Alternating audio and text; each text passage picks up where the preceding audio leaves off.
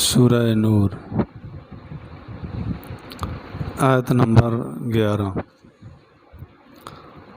نحمدہ و نصلی علی رسولہ الکریم، اما بعد، اعوذ باللہ من الشیطان الرجیم، بسم اللہ الرحمن الرحیم۔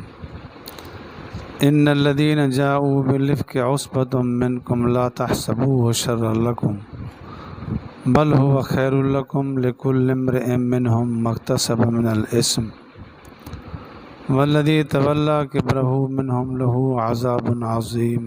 صدق اللہ العظیم۔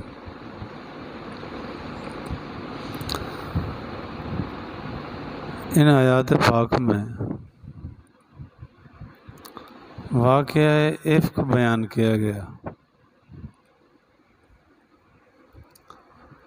واقعہ افک سیدہ عائشہ رضی اللہ تعالی عنہ پر الزام لگا تھا، اس کے متعلق اللہ رب العالمین نے برات ظاہر فرمائی۔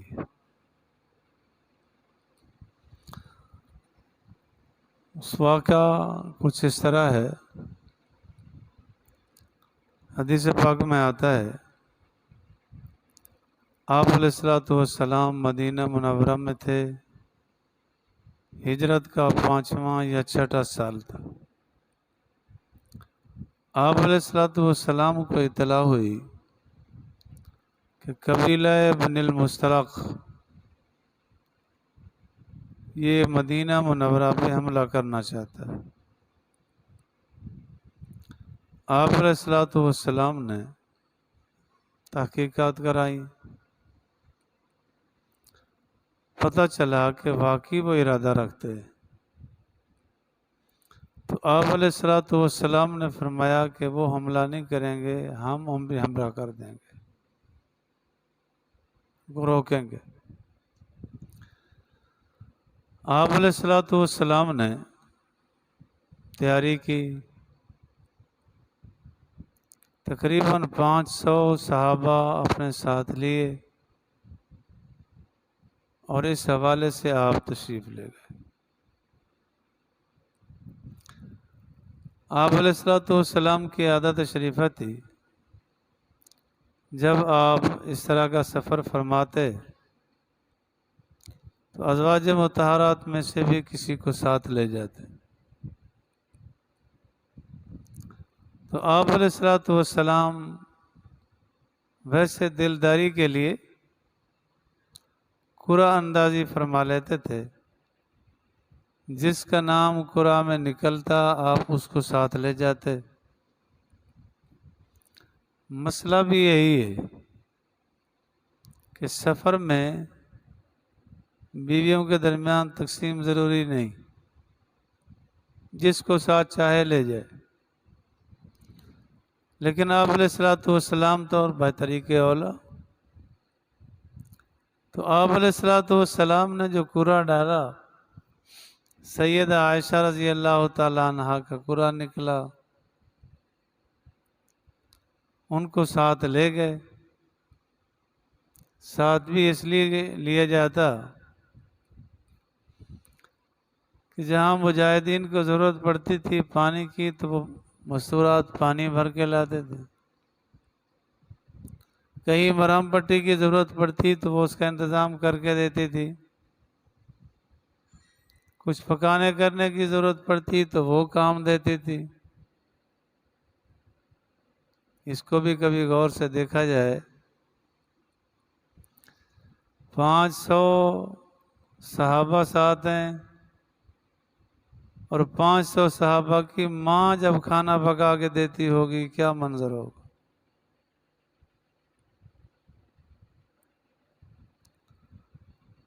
تو آپ علیہ الصلوۃ والسلام ساتھ لیا،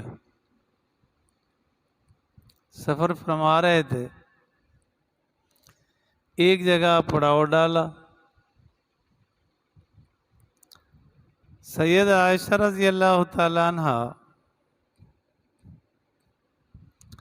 اپنی بہن حضرت اسماء سے ایک ہار مانگ کے لے گئیں کہ میں پہن کے جاؤں، موتیوں کا بنا ہوا تھا، قیمتی تھا۔ جاتے ہوئے تو یہ واقعہ پیش آیا کہ ایک جگہ جہاں قافلہ رکا، جس اونٹ پہ سوار تھیں ہار گرا اس اونٹ کے نیچے آیا۔ جب قافلہ چلنے لگا تو عرض کیا کہ میرا ہار گم گیا۔ تو آپ علیہ الصلوۃ والسلام نے فرمایا تلاش کرو۔ حدیث پاک میں آتا ہے فاقام رسول اللہ صلی اللہ علیہ وسلم علی التماسہ ہی، آپ علیہ الصلوۃ والسلام بھی ڈھونڈنے لگے اور صحابہ معاو صحابہ بھی ساتھ ڈھونڈنے لگے۔ تلاش کیا لیکن اس حالت میں کیا تھا؟ آپ علیہ الصلوۃ والسلام نے اپنا سر مبارک سیدہ عائشہ رضی اللہ تعالیٰ عنہا کی گود میں رکھا اور لیٹ گئے۔ صحابہ تلاش کر رہے، ادھر پانی بھی نہیں تھا، یا تلاش کیا پانی بھی نہ ملا، ہار بھی نہیں ملا، نماز کا وقت بھی ہو گیا۔ تو کچھ لوگوں نے سیدنا صدیق اکبر رضی اللہ تعالیٰ عنہ سے کہا کہ تیری بیٹی نے حضور کو روک رکھا ہے، پانی بھی نہیں ہے، نماز کا وقت بھی ہو گیا ہے۔ تو صدیق اکبر رضی اللہ تعالیٰ عنہ تشریف لے گئے، دیکھا کہ آپ علیہ السلام لیٹے ہوئے ہیں گود مبارک میں۔ سیدہ فرماتی ہیں کہ صدیق اکبر رضی اللہ تعالیٰ عنہ آئے، غصے میں تھے اور مجھے 2 گھونسے مارے، لیکن میں نے حرکت بالکل نہیں کی کہ آپ علیہ الصلوۃ والسلام کے آرام میں خلل نہ ہو۔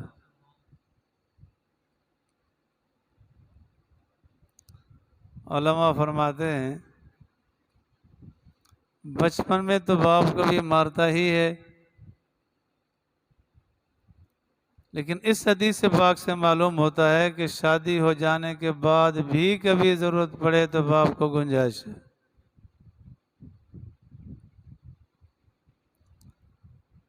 اسی حالت میں تھے تو اللہ رب العالمین کی طرف سے حکم نازل ہوا فَإِن لَّمْ تَجِدُوا مَاءً فَتَيَمَّمُوا صَعِيدًا طَيِّبًا،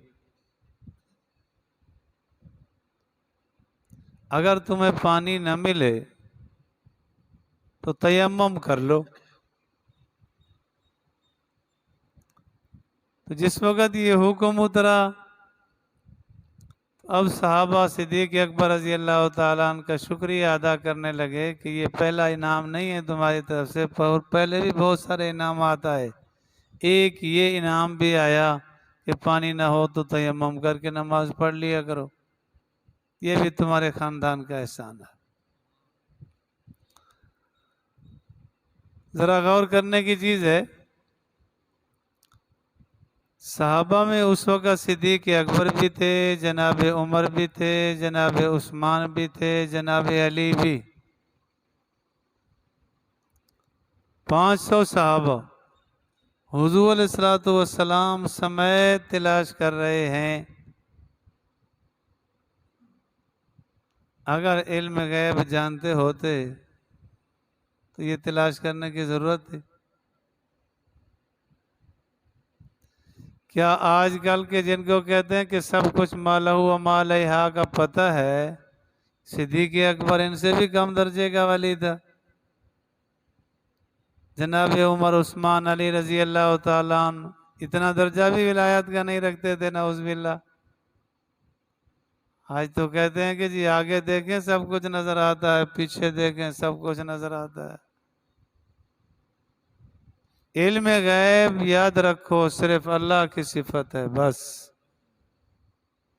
وَعِندَهُ مَفَاتِحُ الْغَيْبِ لَا يَعْلَمُهَا إِلَّا هُوَ، صرف اللہ کے پاس اور کسی کے پاس نہیں۔ آپ علیہ السلام اٹھے، فرمایا عائشہ آپ نے روک رکھا ہے، چلو کتنا دیر انتظار کریں گے۔ اونٹ کو اٹھایا تو ہار نیچے پڑا تھا۔ ہار اٹھایا اور چلے گئے۔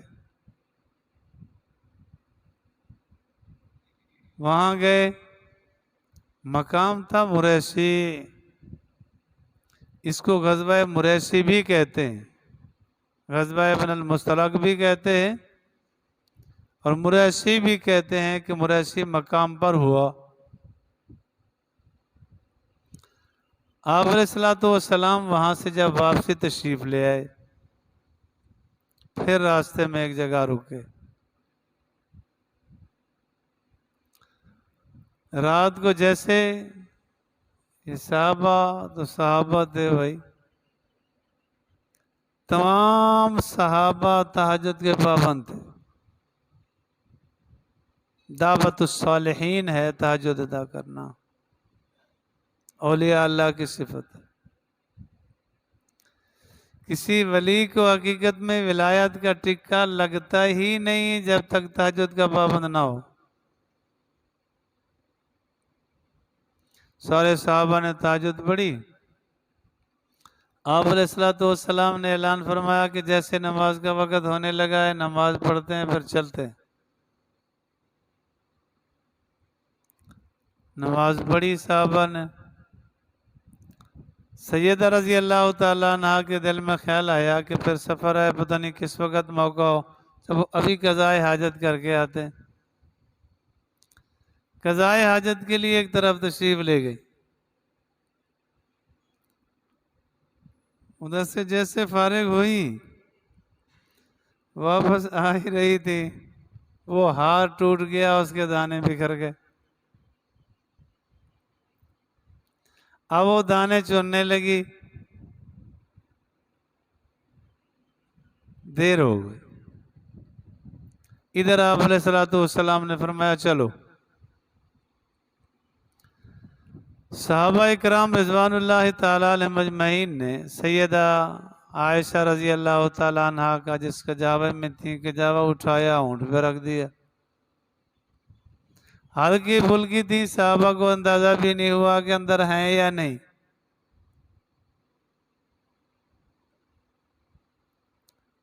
آپ علیہ السلام سوار ہوئے، قافلہ چل پڑا۔ تھوڑی دیر کے لیے ذرا اپنے دل پر ہاتھ رکھیں، پرفتن دور ہے،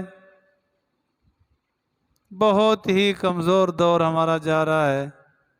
اس دور میں نکما سے نکما، بیکار سے بیکار شوہر کبھی ایسا تصور بھی کر سکتا ہے کہ بیوی وہاں پڑی رہے میں جا رہا ہوں جنگل میں؟ سوچ ہی نہیں سکتا۔ تو حضور علیہ السلام جیسے آپ نے پیچھے پڑھا کہ آپ نے فرمایا سب سے زیادہ میں بغیرت ہوں اور اللہ میرا مجھ سے بھی زیادہ بغیرت ہے۔ اتنا غیرت مند آدمی بیوی جنگل میں چھوڑ کے پتہ بھی ہو کہ وہ پیچھے رہ رہی ہے پھر چل پڑے، تصور بھی نہیں ہو سکتا۔ یقیناً آپ کو کہنا پڑے گا کہ آپ علیہ السلام کو علم نہیں ہوا۔ تشریف لے گئے، آپ علیہ السلام نے ایک صحابی حضرت صفوان ابن معطل رضی اللہ تعالیٰ عنہ کو 5-4 میل قافلے سے پیچھے چھوڑ رکھا تھا کہ پیچھے پیچھے آؤ، قافلے والوں کی چیز گر جاتی ہے، چادر گر جاتی ہے، کوئی اور چیز گر جاتی ہے تو وہ اٹھاتے لے آؤ۔ قافلہ چلا گیا، کسی کو پتہ نہیں چلا، صدیق اکبر بھی ساتھ تشریف لے گئے۔ پیچھے حضرت صفوان ابن معطل رضی اللہ تعالیٰ عنہ جو تشریف لائے، دیکھا سید عائشہ نے بڑی سمجھداری سے کام یہ کیا کہ جیسے ادھر سے واپس تشریف لائی نا، دیکھا قافلہ چلا گیا، سڑکیں وڑکیں یہ تو تھی نہیں، جنگل ہی تھا، کہاں بھاگوں کدھر جاؤں،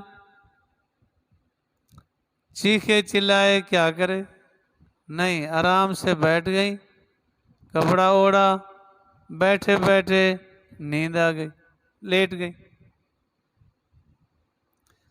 چہرہ انور کھلا ہوا تھا۔ حضرت صفوان رضی اللہ تعالیٰ عنہ جیسے پہنچے، کوئی چیز ہے جیسے قریب آئے تو اپنی ماں کا چہرہ دیکھا۔ پردے کے احکامات اترنے سے پہلے سیدہ کو دیکھا ہوا تھا، پہچان لیا۔ 2 ہجری میں پردے کے احکامات اترے، دیکھ لیا۔ سیدہ فرماتی ہیں میں نے ان کا صرف ایک ہی جملہ سنا، انا للہ و انا الیہ راجعون۔ میری آنکھ کھلی، میں نے کپڑا ٹھیک کیا، بس اتنا بات اس کی سنی، اتنا اس نے بولا۔ اونٹ بٹھایا، میں اونٹ پہ سوار ہو گئی، وہ اونٹ لیا اور چلے۔ قافلے والوں کے ساتھ ملے، بخاری شریف میں ہے عین کڑکتی دھوپ کے وقت، اور آدمی ضمیر رکھتا ہے، کیا خیال ہے جس کے غلط تعلقات کسی کے ساتھ ہوں وہ دن دہاڑے جا کے لے جائے گا؟ وہ تو چھپ چھپا کرے گا، چوری چوری جائے گا، اندھیرے اندھیرے پھرے گا، یا عین دوپہر کے وقت میں کڑکتی دھوپ میں سب کے سامنے لے جائے؟ غلط سوچ والا آدمی کبھی ایسا نہیں کر سکتا۔ وہ لے گئے۔ اس ملاقات سے، اس وقت سے جو سفر یہاں سے یہاں تک ہوا، اس سے پہلے 4 قدم کا سفر بھی حضرت صفوان کے ساتھ سیدہ عائشہ کا نہیں ہے۔ جس کے غلط تعلقات نعوذ باللہ ہوتے ہیں وہ تو پہلے مراسم ہوتے ہیں، پہلے ملاقاتیں ہوتی ہیں۔ تو سیدہ عائشہ رضی اللہ تعالیٰ عنہ کو وہاں پہنچایا۔ عبداللہ ابن ابی ابن سلول رئیس المنافقین، اس کو موقع ملا، کہنے لگا دیکھو جی، سیدہ عائشہ جو اس کے ساتھ پھرتی ہیں کوئی مسئلہ ہے۔ کچھ لوگوں کی عادت ہوتی ہے خبر کو پھیلانے کی، بڑی تیزی کے ساتھ اس کو پورے مدینے میں یہ خبر پھیلا دی، اتنا زوردار انداز سے کہ کچھ صحابہ بھی متاثر ہو گئے۔ حضرت حسان رضی اللہ تعالیٰ عنہ شاعر رسول،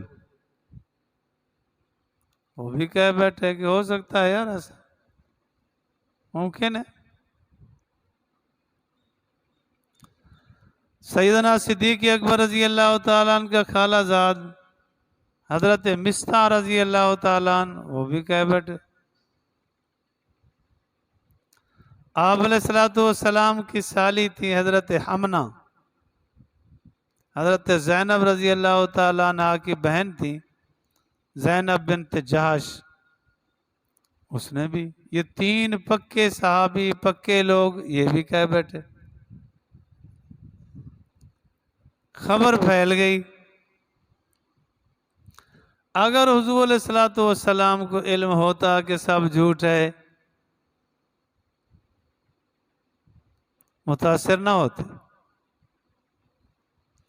حدیث پاک میں آتا ہے آپ علیہ السلام پورا 1 مہینہ پریشان رہے اور صحابہ بھی پریشان رہے۔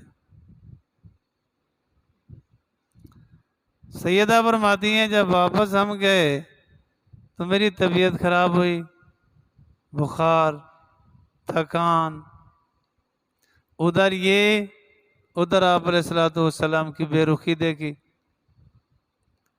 آپ تشریف لے آتے، بڑی مشکل سے میرے قریب آ کے بیٹھتے، پوچھتے کیف تیکم، تم کیسے ہو؟ میں نے کہتی الحمدللہ، پھر آپ اٹھ کے چلے جاتے۔ میں حیران کہ آپ علیہ السلام کا یہ سلوک مجھ سے کیسے ہو گیا۔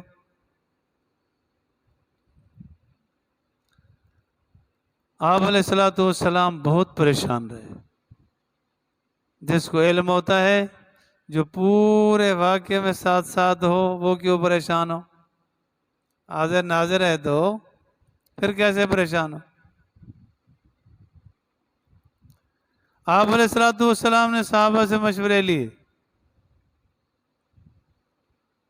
حضرت علی رضی اللہ تعالیٰ عنہ سے پوچھا یہ صورتحال ہے. حضرت علی رضی اللہ تعالیٰ عنہ سید عائشہ رضی اللہ تعالیٰ عنہ کو ماں سمجھتے تھے، محبت رکھتے تھے، لیکن حضور کا دل رکھنے کے لیے جملہ کہہ دیا اللہ کے رسول اگر کوئی ایسا مسئلہ ہے تو کسی اور سے نکاح کر لو.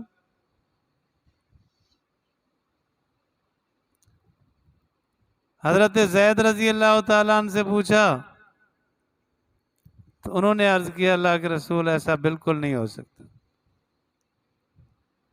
کہ آپ پاک ہیں آپ کے ساتھ ناپاک بیوی رہے، ایسا نہیں ہو سکتا.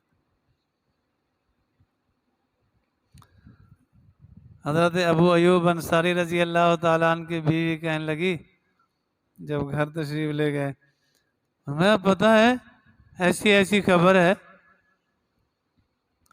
حضرت ابو ایوب انصاری رضی اللہ تعالیٰ نے فرمایا تم ایسی ہے کہ توبہ توبہ میں تو ایسی نہیں ہو سکتی. تو فرمایا تیری ماں ایسی ہو سکتی ہے، سید عائشہ رضی اللہ تعالیٰ عنہ وہ ایسی ہو سکتی ہیں. چپ کرا دیا کہ خبردار اس موضوع پہ بات نہ ہو.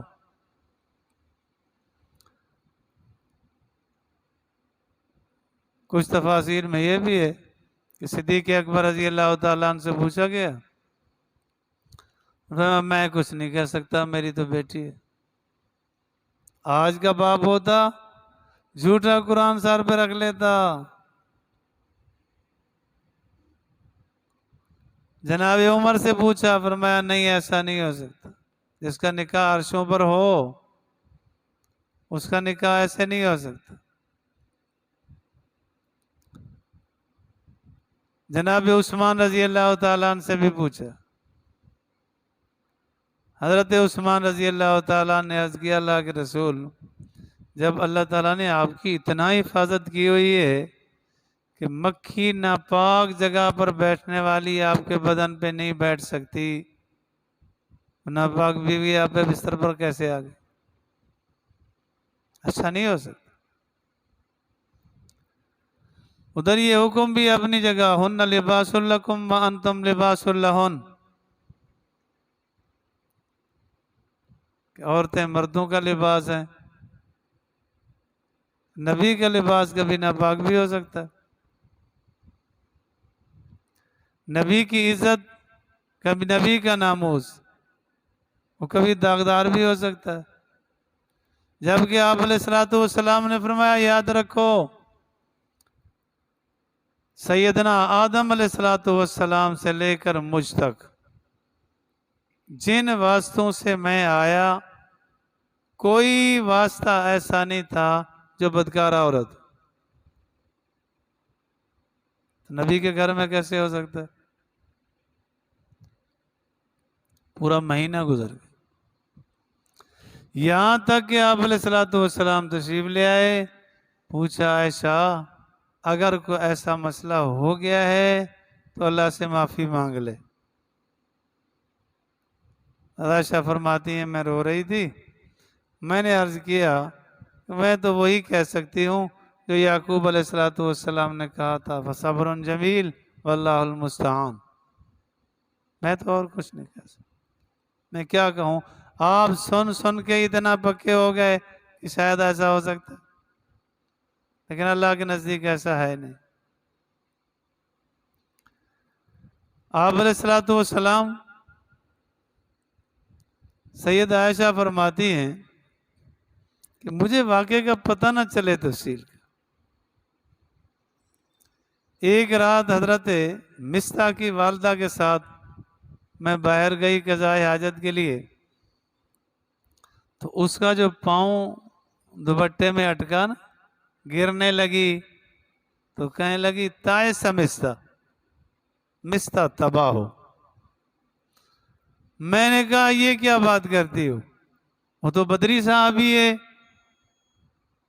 ماں بیٹے کو بد دعا دے رہی ہے، یہ محبت نبی ہے۔ کہنے لگی بیٹی آپ کو پتہ نہیں ہے کہ آپ کے متعلق اس نے کیا جملے کہہ ڈالے؟ یعنی اتنا حضور علیہ السلام کا گھرانہ عزیز تھا کہ بیٹا اتنا عزیز نہیں ہے۔ اس نے پھر واقعہ سنایا۔ سیدہ فرماتی ہیں میں نے حضور سے اجازت چاہی کہ میں اپنے ماں باپ کے ہاں جاتی ہوں، خیال تھا کہ وہاں حالات معلوم ہو جائیں گے۔ باپ سے پوچھا، انہوں نے کہا چھوڑ اس بات کو۔ ماں سے پوچھا تو ماں نے صرف یہ کہہ کے ٹال دیا، تو تیری جیسی عورتیں بہتوں پر سوکنے دوسری تیسری کچھ وسعت رکھتی ہوتی ہیں، ویسے جملے کو ٹالا کے بس چھوڑ، کچھ تفصیل نہ بتا۔ 40 دن گزرنے کو تو ہو گئے۔ آپ علیہ السلام مسجد میں تشریف لے آئے، صحابہ کو جمع فرمایا میں اپنے گھر کے متعلق پاک بازی کا خیال رکھتا ہوں، یہی تصور ہے میرا، یہی خیال ہے۔ جنہوں نے مجھے پریشان کیا ہے، آپ نے خطبہ ارشاد فرمایا۔ اللہ رب العالمین نے سید عائشہ رضی اللہ تعالیٰ عنہ کی برات ظاہر فرمائی 2 رکوع میں۔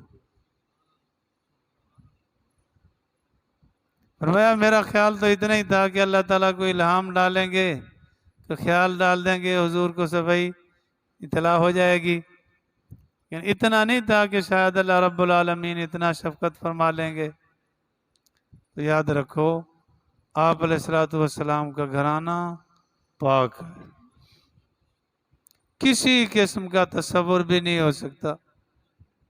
اپنا عقیدہ اور ایمان پختہ رکھو، اللہ ہماری تمہاری حفاظت فرمائے۔ باقی آخر دعوان